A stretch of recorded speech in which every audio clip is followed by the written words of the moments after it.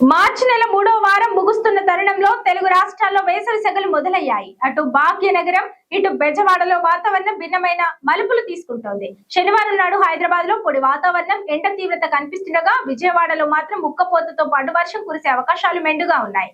ఈ వీకెండ్ లో బయటకు వెళ్లేవారు వాతావరణ మార్పులను గమనించి ప్లాన్ చేసుకోవడం ఉత్తమం. మార్చి నెల 3వ వారం ముగుస్తున్న తరుణంలో తెలుగు రాష్ట్రాల్లో వేసవి సెగలు మొదలయ్యాయి. అటు భాగ్యనగరం, ఇటు బెజవాడలో వాతావరణం భిన్నమైన మలుపులు తీసుకుంటోంది.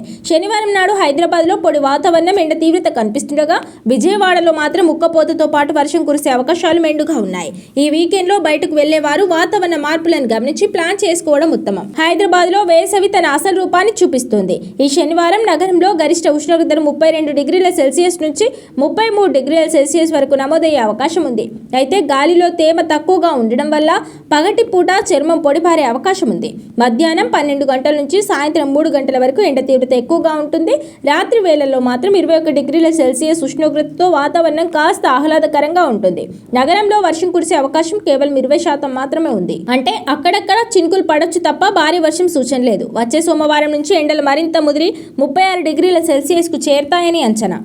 ఆంధ్రప్రదేశ్ వ్యాపార రాజధాని విజయవాడలో పరిస్థితి దీనికి భిన్నంగా ఉంది. ఇక్కడ గరిష్ట ఉష్ణోగ్రత 34 డిగ్రీల సెల్సియస్ గా ఉన్నప్పటికీ తేమ శాతం ఎక్కువగా ఉండడం బయట తిరిగే వారికి అది 38 డిగ్రీల సెల్సియస్ ఉన్నట్లు అనిపిస్తుంది. దీనివల్ల విపరీతమైన ఉక్కపోత ఉంటుంది. అయితే నగరవాసులకు ఒక ఊరటనిచ్చే వార్త ఏంటంటే మధ్యాహ్నం తర్వాత లేదా సాయంత్రం వేళల్లో ఉరుములతో కూడిన వర్షం పడే అవకాశం 40% ఉంది. సముద్రపు గాలుల ప్రభావంతో సాయంత్రానికి వాతావరణం కొంత చల్లబడొచ్చు. వారాంతపు షాపింగ్కి వెళ్లేవారు గొడుగు వెంట తీసుకోవడం